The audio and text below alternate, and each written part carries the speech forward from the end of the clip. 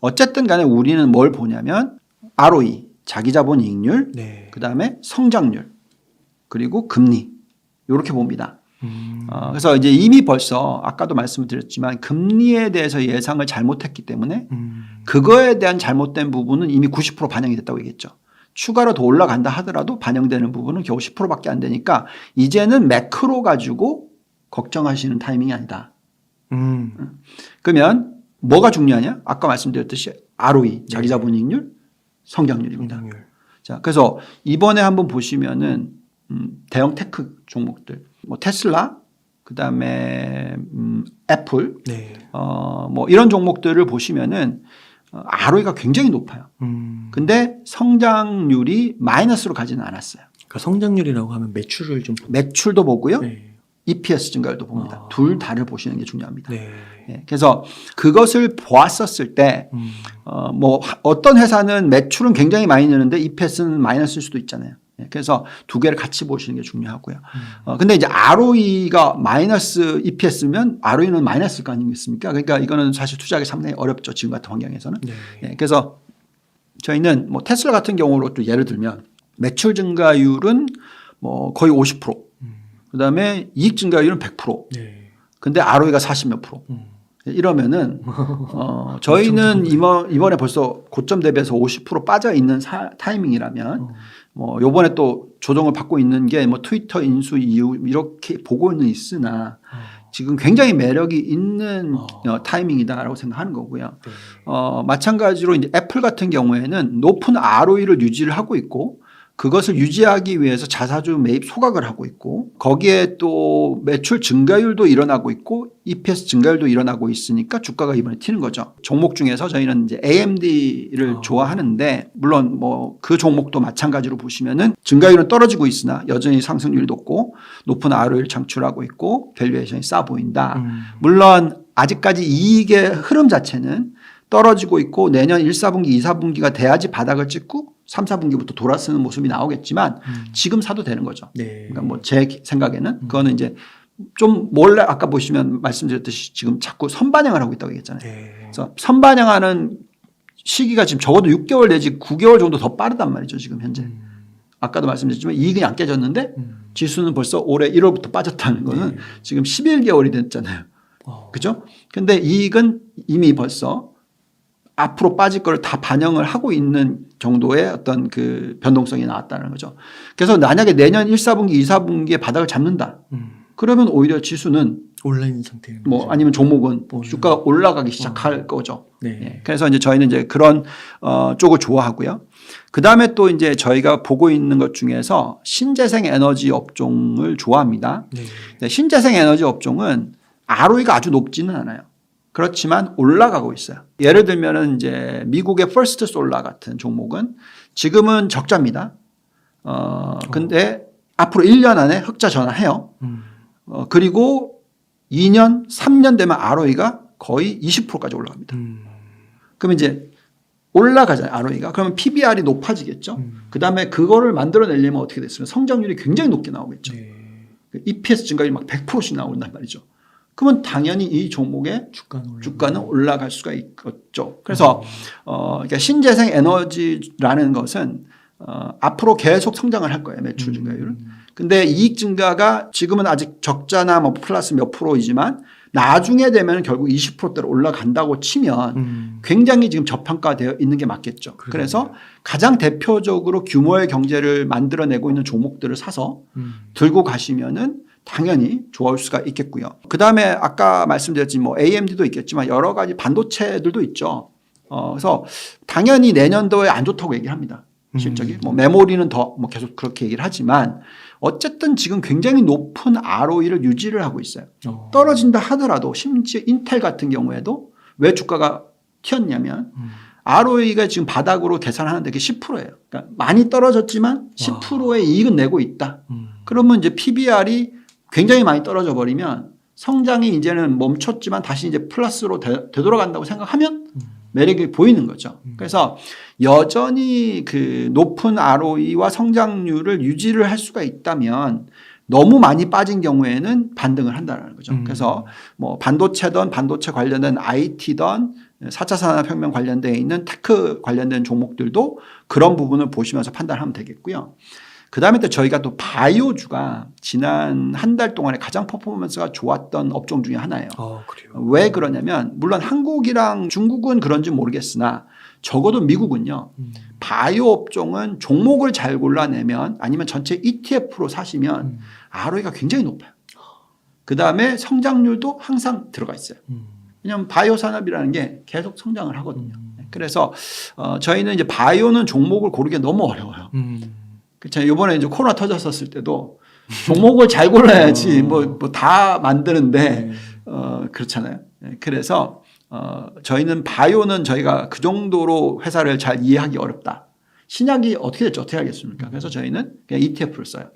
그렇지만 어쨌든 바이오도 높은 ROE와 높은 성장률을 가지고 있기 때문에 지금은 매력이 있다라고 보여지고요. 그다음에 이제 가장 중요한 업종은 당연히 전기차 부품입니다. 왜냐하면 이게 왜 중요하냐면 아까 말씀드렸죠. 신재생 에너지도 얘기했고 전기차도 얘기했어요. 이건 이제 테마라고 얘기하기에도 굉장히 중요한 테마죠. 왜냐하면 카본 제로, 그죠? 환경 보호 이게 굉장히 중요한 핵심 포인트가 됐죠. 그래서 이제 에너지원의 변화와 운송에 대한 어떤 에너지에 대한 변화 이것이 같이 가고 있는 것이 이 두 업종이에요. 그러면 전기차 같은 경우에는 당연히 굉장히 비용 절감이 일어납니다. 왜냐하면 규모의 경제가 만들어지고 있고 그다음에 부품 수가 내연기관보다 30%밖에 안 되고 그리고 배터리가 전체의 부품의 50%를 차지하고 그러니까 이렇게 변하는 거죠. 그러면 이쪽은 당연히 훨씬 규모의 경제가 많이 만들어지고 훨씬 영업 마진율이 높아지면서 쓰는 임직원의 수는 확 떨어져요. 네. 비용이 줄어드는 그렇죠. 거네요. 기본적으로 생각해 보시면은 내연기관 자동차가 가장 우리나라로 계산하셨을 때 가장 노조가 심하죠.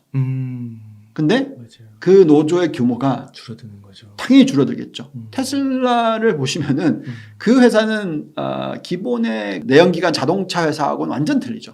그죠? 이 프로덕티비티, 그러니까 생산성이 엄청나게 높겠죠. 그러니 ROE가 40몇 프로 나오는 거거든요. 네. 영업 마진율이 20몇 프로가 나오는 거거든요. 왜냐하면 내연기관 자동차는 영업 마진율이 아무리 좋아봐야 8% 나옵니다. 보통 평균 4% 나와요. 네. 10배 차이 나요. 상대가 5배, 10배 차이 나요. 네. 그렇기 때문에 그래서 이쪽에 대해서 저희는 누가 1등을 할 거냐, 누가 경쟁력이 있느냐, 누가 성장을 하느냐, 누가 ROE를 많이 창출하느냐 여기에 초점을 맞춰야 되고요. 그래서 거기에 대한 종목도 투자를 합니다. 자, 그래서 이제 여기서 중요한 포인트는 업종은 이제 알겠다고 생각하지만 누가 승자가 될지 잘 모르거든요. 그리고 이제 한국을 투자하는 데 있어서 만약에 승자가 아니면은 힘들어요. 근데 우리는 어쨌든 반도체는 승자인 거는 맞겠죠. 맞겠죠. 네. 그다음에 우리나라가 전기차는 물론 승자일지 아닐지는 많이 걱정을 하시겠지만 적어도 미국, 중국, 한국은 그래도 그 큰 시장에서의 어떤 경쟁력을 가지고 있겠죠. 왜냐하면 테슬라가 있고 중국은 또 자기가 자체적으로 굉장히 노력하고 있고 우리나라는 현대차와 기아차가 정말로 EV 시장에서 진짜 잘하고 있다는 걸 저희가 알고 있으니까 시장 점유율로 따지면은 글로벌 4등, 3등 뭐 이런 식이니까 과거에 2008년도, 2009년도는 제가 기억하기로는 우리가 매출 기준으로서 탑 10이 아니었었어요. 근데 이제 2008년도에 되면서 8등까지 올라왔거든요. 그러면서 주가가 폭등을 했단 말이죠. 거기에서 이제 적자에서 흑자로 완전히 전환하면서 ROE가 높아지는 케이스인데 이제 점차적으로 미국에다가 뭐 공장을 세우든 뭘 하든 간에 잘 생각해 보시면은 생산성이 엄청 높아질 수 있어요. 그러면서 오히려 ROE가 계속 높게 유지가 되는 기업으로 변해갈 수 있단 말이죠. 지금 내연기관에서 전기차로 바뀌면서. 그렇죠. 물론 아직까지는 그 비중이 상당히 적지만 그래서 시장을 볼 때는 그 변화를 보셔야 되는 거죠. 변화량. 예. 네. 그래서 저희는 제가 볼 때는 우리나라는 어쨌든 반도체와 전기차 관련된 그 안에 또 배터리 부품 뭐 또 반도체 관련돼서의 여러 가지 중소기업들 그러니까 이쪽으로는 당연히 저희는 들고 가야 된다고 생각합니다. 그래서 결국 경쟁력이 어디에 있느냐. 물론 이 싸움에 있어서는 미국과 중국이 계속 싸우고 있어서 우리가 중간에 껴 있습니다. 네. 그렇지만 그래도 잘 매뉴버링, 그러니까 잘 운전만 하면 충분히 수익을 낼 수 있고 거기에 따라서 높은 성과를 올릴 수 있는 이거가 우리가 실패하면은 정말 힘들다. 그래서 우리나라의 어떤 장기적인 미래를 놓고 보더라도 그 업종에 대해서는 충분히 관심을 가지실 필요가 있다라고 생각을 하고 있습니다. 그렇다면은 이제 현재 네. 한 여윳돈으로 한 1억 정도가 진짜 있습니다. 탈탈탈탈 털어가지고 네. 그래서 이거를 이제 주식을 한번 사보려고 하는데 좀 어떻게 좀 포트폴리오를 꾸리면 좋을지. 주식으로요. 네, 주식으로만. 네, 주식으로만. 저희는 이제 어떻게 얘기를 하고 있냐면 선진국을 한 70% 정도, 신흥국을 약 30% 정도 또는 선진국을 75%, 신흥국을 25% 정도로 얘기를 해요. 네. 그러면 이제 여기서 미국이 당연히 전체의 70%라고 치면 60% 이상은 들고 가야 된다고 생각합니다. 그리고 나머지 뭐 한 5%에서 10% 정도를 유럽. 워낙 안 좋다고 얘기하고 있어서 상대적으로 그렇게 얘기를 하고 있고요.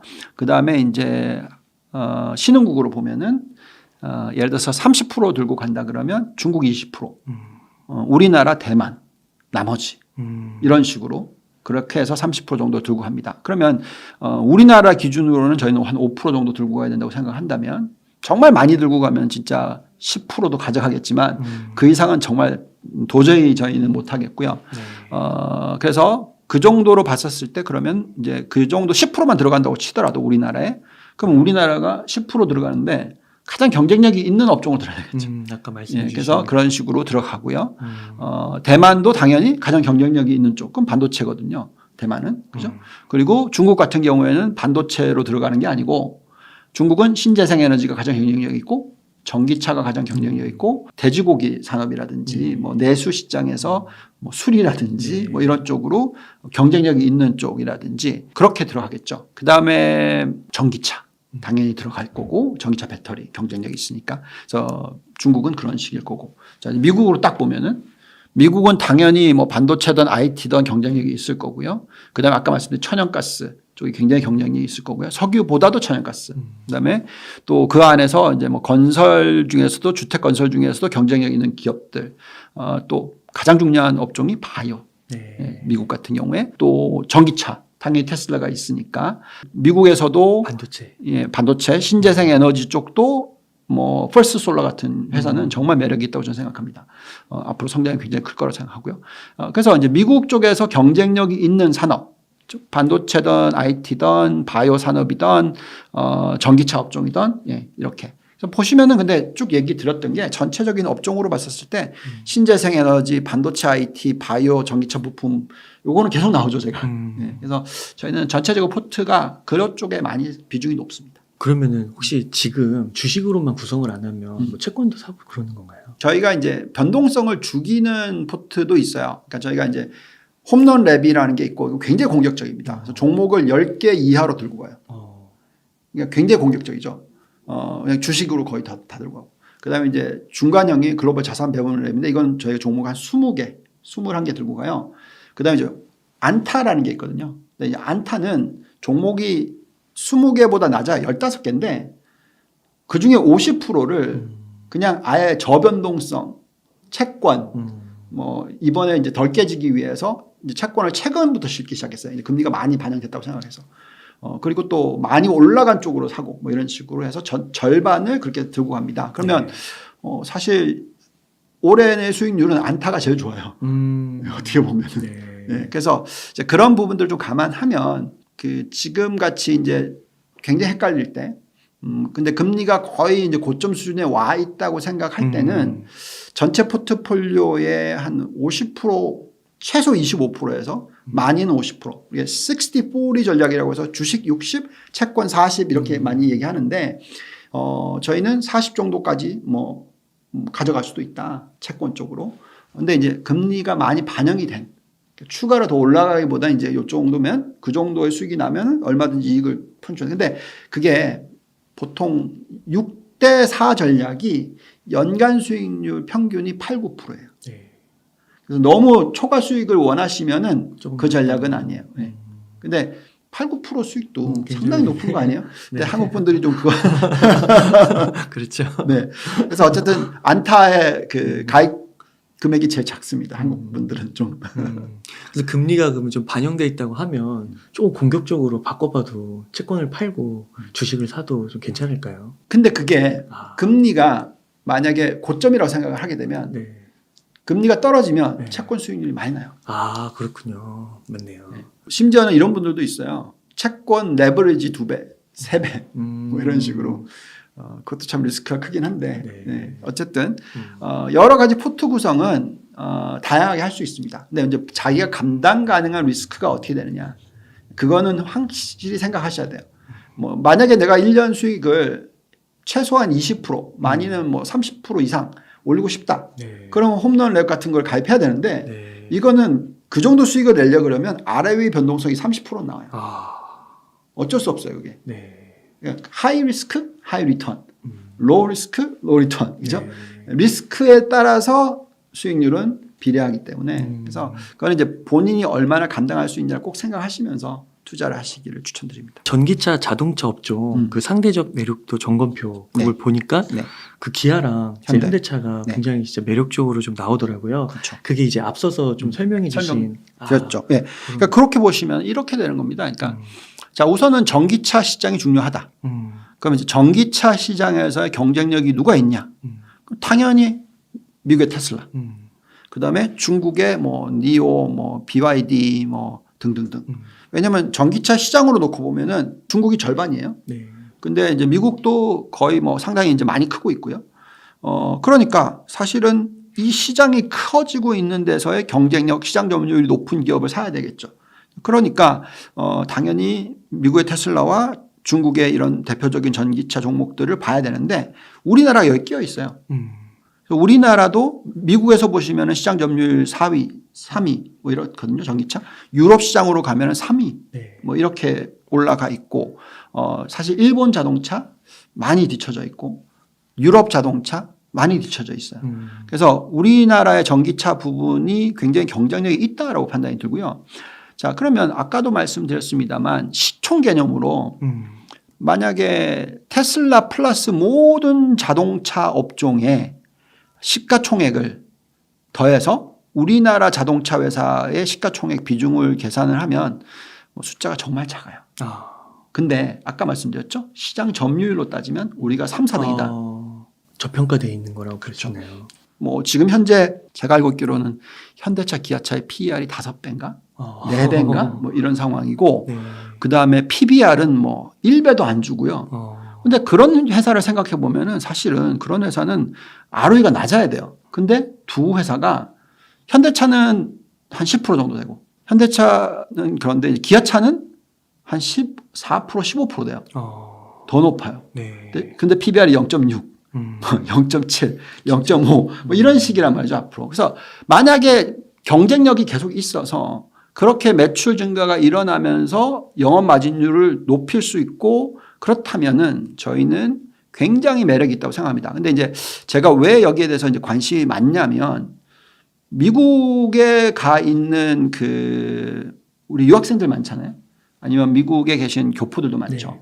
네. 저희 아들도 뭐 그러니까 지금은 군대 가 있지만 미국에서 공부를 1년을 하고 근데 거기서 이제 얘기할 때 제가 미국에서 공부를 하고 있었을 때는 한국 차 안 사죠. 경쟁력이 없었으니까. 네. 제가 93년에 한국으로 들어왔으니까 처음에 왔었을 때 다시 되돌아왔었을 때가 그때까지만 하더라도 아까도 말씀드렸지만 우리나라의 자동차가 경쟁력이 그렇게 높지 않았단 말이죠. 근데 2008년도 되면서 확 8등으로 올라갔단 말이죠. 그때가 이제 소나타 뭐 이러면서 그 사이에 이제 제네시스가 들어왔고 근데 요즘에 보시면은 심지어 이제 지금 20대 애들이나 뭐 20대의 청년들한테 물어보면은 기아차, 현대차를 사요. 굉장히 경쟁력이 있다고 얘기를 해요. 너무 좋다고 얘기를 하거든요. 그렇구나. 자, 그러면은 그걸 딱 생각해 보면 이거는 충분히 앞으로 주가가 한번 확 튈 수 있는 가능성이 있지 않을까. 저는 그렇게 생각합니다. 물론 뭐 반도체 쪽에 대해서도 관심이 많지만 저는 어쨌든 이 전기차 업종만큼은 우리나라 자동차 회사의 어떤 물론 뭐 우리가 항상 한국 시장을 들여다볼 때 뭐라 그러죠? corporate governance, 그러니까 지배구조 문제 항상 얘기를 하지만 그래도 어쨌든 이 회사는 글로벌로 경쟁을 하고 있어서 그만큼 매력이 있다라고 판단하고 있습니다. 그러니까요. 저도 말씀 듣다가 이제 생각해 보니까 그 저보다 나이 좀 어린 친구들하고 가면은 저 지나가는 차, 기아차 뭐 이렇게 보면서 예쁘다고 디자인 그런 얘기 많이 하더라고요. 그렇죠. 아이오닉이랑 EV6인가요? EV6. 요게 굉장히 좀 핫하거든요. 그래서 최근에 보시면은 그 미국에서 인플레이션 감축 법안이 통과가 됐잖아요. 그러면서 우리나라의 자동차 회사들이 그 수출하는 데 있어서 어떤 타격을 받았다. 그래서 네. 보조금을 거의 뭐 굉장히 많이 못 받는다. 뭐 $10,000 가까이 못 받는다. 그렇기 때문에 갑자기 이제 매출이 확 줄 거다. 이러면서 주가가 빠졌단 말이죠. 근데 사실 기다리던 사람들이 나중에 보조금 받을 때까지 기다리는 거예요. 오히려. 이건 그만큼 품질이 좋다는 얘기입니다. 그죠? 보조금 때문에 안 산다. 이게 아니고 그냥 보조금을 안 받으니까 좀 나중에 살게. 이렇게 되는 거라는 거죠. 그건 무슨 얘기냐면 그 품목에 대해서 그 상품에 대해서 좋아하는 거죠. 그게 바로 브랜드 파워고 그게 바로 경쟁력이고 그게 바로 마진이거든요. 그래서 저희가 판단하기에는 저희는 한국 자동차가 계속 잘 나갈 거라고 지금 저희는 생각하고 있고 네. 이번에 이 우리가 얘기하고 있는 이제 카본 제로 시대, 전기차 시대로 갈 때 우리가 충분히 잘 포지션을 하면 일본 자동차를 확실히 누를 수 있을 거고 유럽 자동차도 뭐 어느 정도 경쟁을 훨씬 더 잘 할 수 있지 않을까 이런 기대는 저희는 갖고 있습니다. 1등을 하면 좋겠지만 꼭 네. 1등을 하지 않더라도 그렇죠. 이 주가라는 게요. 되게 재밌어요. 저희가 항상 분석을 할 때 종목 선별을 할 때 어떻게 하냐면 모노폴리는 투자 안 합니다. 그러니까 한 회사밖에 없으면은 그거 투자 안 해요. 네. 왜냐하면 그거는 정부가 들어와서 때릴 수 있어요. 그러니까 알리바바 같은 경우, 중국 같은 경우, 네. 막 옛날에. 네. 그러니까 이게 독점되면은 이게 안 돼요. 근데 그게 과점화라고 얘기하는 거는 탑 뭐 4개 정도, 네. 탑 4-5개가 시장 점유율 한 10몇 %씩 들고 있어서 걔네들이 수익을 벌어들이는 케이스라고 보면. 우리는 뭘 사냐면요. 1등이 아니고 2등을 사요. 예, 그 이유가 네. 그만큼 주가의 탄력성이나 그 효과는 훨씬 더 좋을 케이스가 있어요. 그렇기 때문에 예를 들어서 뭐 현대차를 사느니 기아차를 산다든지 아니면 테슬라를 사느니 우리나라 차를 산다든지 뭐 이런 식의 지금 저희는 그렇게 저는 보고 있는데 아직까지 시장은 그렇게 인식은 안 하고 있어요. 왜냐하면 지금은 외국인들이 현대차 기아차를 그렇게 적극적으로 매수하고 있지는 않습니다. 그래서 그럴 때 저는 오히려 약간 기회를 느끼거든요. 그래서 즐겁게 보시는 게 좋을 것 같습니다. 앞으로 어떤 식으로 주가가 변할지에 대해서는. 그러면요, 부장님. 네. 그 반도체 업종, 요거로 좀 넘어가서 네. 그 반도체 업종 상대적 매력도 이것도 보니까 네. 여러 이제 글로벌 반도체 관련 회사들이 쭉 나오더라고요. 네. 근데 그 중에 이제 삼성이 좀 있어서. 네. 삼성도 있고 뭐 하이닉스도 있어요. 하이닉스도 있고. 근데 상대적인 매력도로 계산을 하면은 네. 상승 여력이 있습니다. 그렇지만 다른 쪽이 더 좋은 것들이 좀 많아요. 자, 이제 이걸 이제 계산을 하는 거 이렇게 보시면 될 것 같아요. 당연히 장비 회사들은 사야죠. 장비 회사들은 앞으로 계속해서 이 사이클이라는 것이 물론 지금은 가장 경기 민감하기 때문에 앞으로 실적이 언제 돌았을지 모르겠다. 많은 분들이 대부분 내년 1, 4분기, 2, 4분기 빠르면 이제 그렇게 그때 바닥을 찍고 내년 하반기 더 지연이 되면 내년 4, 4분기 뭐 이런 식으로 얘기하거든요. 그러면 저희는 이제 지금부터 골라야 된다고 생각하고요. 지금부터 들어가야 된다고 생각을 하고요. 네. 거기에서 이제 반도체가 가장 메모리 쪽이 가장 민감합니다. 네. 그래서 변동폭도 심하지만 더 빨리 돌아설 수도 있어요. 그래서 저희는 계속해서 하이닉스와 삼성전자를 들여다볼 것이고요. 근데 이제 그렇다 하더라도 사실 반도체 업종으로 놓고 보면은 미국의 대표적인 종목들이 워낙 많아요. 네. 예, 그리고 ASML 같은 유럽의 장비 회사도 있고 그래서 저희는 이쪽은 어쩔 수 없이 분산 투자하는 게 맞습니다. 그리고 문제가 뭐냐면은 미국에 상장되어 있는 반도체 ETF에서 삼성전자와 SK하이닉스가 빠져 있어요. 그러니까요. 네, 그래서 저희는 ETF를 사고 삼성전자, SK하이닉스를 사면 된다고 생각해요. 왜냐하면 이쪽에는 마이크론밖에 없어요. 근데 마이크론이 3등이잖아요. 네. 그럼 우리는 1등, 2등을 사야지 3등을 살 필요는 없거든요. 제가 생각할 때는. 그다음에 이제 뭐 반도체 법안 통과하면서 저쪽에다 공장 지어야 되고 뭐 이런 거 있잖아요. 그래서 우리는 당연히 잘 할 거라고 생각합니다. 그리고 이제 중국의 공장이 제법 많다 보니까 이 옮겨야 되는 비용이 생기잖아요. 아마도 뭐 하이닉스 같은 경우에는 점차적으로 그 공장을 한국으로 옮겨오겠죠. 만약에 그쪽에서 1년 유예를 줬으니까. 그래서 이런 부분들을 계산을 좀 해야 돼요. 어느 정도 영향을 미칠까? 근데 경쟁력이 없을까? 이건 계산할 필요 없고 경쟁이 당연히 있다고 생각하는데 대신에 비용이 어떻게 되고 이게 영업 마진율이 어떻게 영향을 미칠 것이고 장기적으로 미국이 어느 정도의 매출을 일으켜 줄 것인지 하는 부분 이런 부분들을 좀 계산하면서 투자를 하면 좋겠고요. 그렇지만 어쨌든 저희는 당연히 SK하이닉스와 삼성전자는 저평가되어 있다라고 생각합니다. 네. 그래서 뭐 비중으로 놓고 보면은 우리나라가 코스피 200으로 계산했을 때 반도체 비중이 거의 뭐 35%, 10% 되거든요. 그러면 저희는 그래도 전체 포트폴리오에 만약 한국만 투자를 한다면 30%는 들고 가셔야죠. 그래서 이렇게 또 한국에서 조금 말씀해 주신 게 이제 전기차, 자동차와 이제 반도체 업종. 그러면요, 본부장님 그 네. 조금 그 이제 종목 단위에서 업종 단위에서 더 넓혀가지고요. 좀 글로벌적으로 봤을 때 요것도 좀 그 논쟁이 좀 있는 것 같은데 앞으로 신흥국이 좋을 거다. 아니면 미국 선진국이 좋을 거다. 요거에서 만약에 좀 갈라서 본다고 했을 때 어디가 좀 더 좋다고 보시는지. 저희는 신흥국이 좀 더 좋다고 봐요. 아, 그러세요? 네. 왜냐하면 달러가 지금 너무 많이 강세로 갔기 때문에 네. 이 정도의 수준이면 이번에 이런 금리 얘기가 나왔는데도 전 고점으로 다시 되돌아가는 게 아니고 살짝 올랐거든요.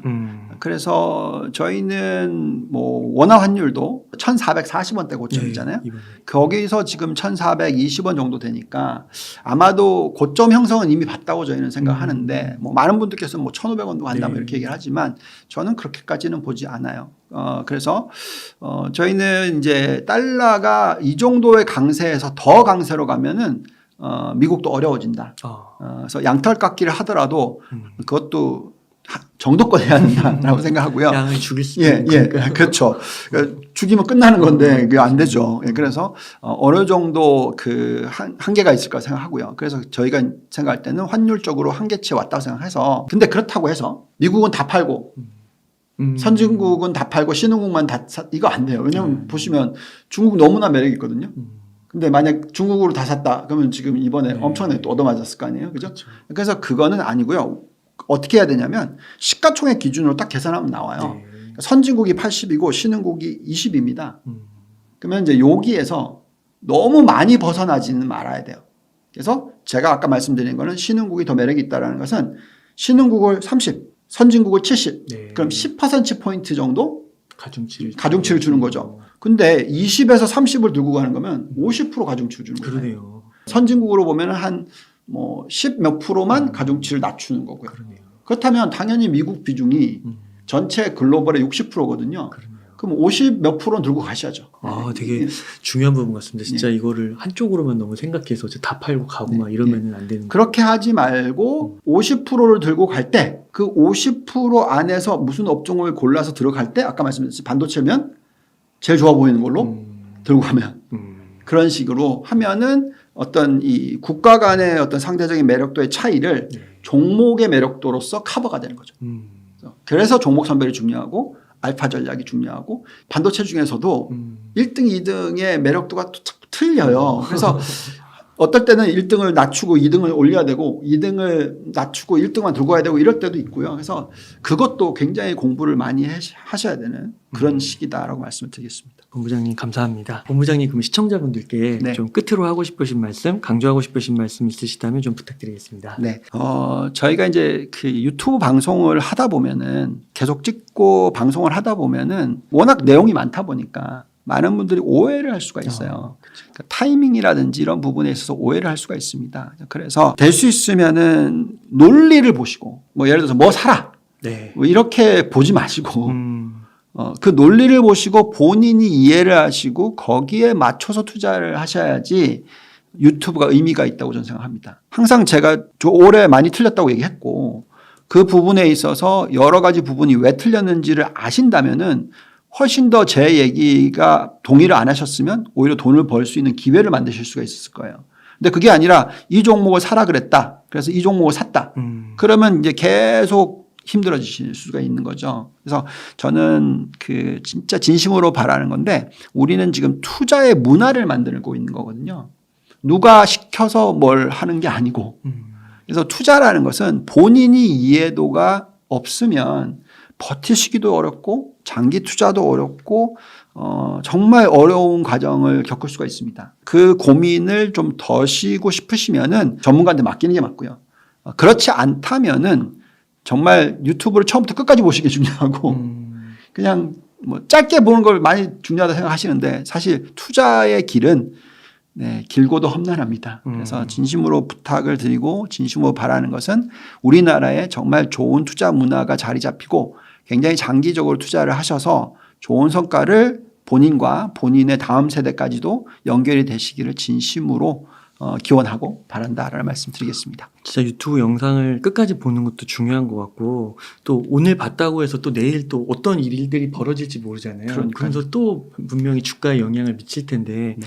그래서 그렇게 좀 팔로우업을 하면서 좀 계속 공부하는 것도 정말 필요한 것 같습니다. 네. 이렇게 해서 유안타 증권의 유동원 본부장님을 모시고 이야기를 나눠봤습니다. 긴 시간 동안 유익한 인사이트 많이 나눠주셔서 감사의 말씀드립니다. 오늘 고생 많으셨습니다. 감사합니다.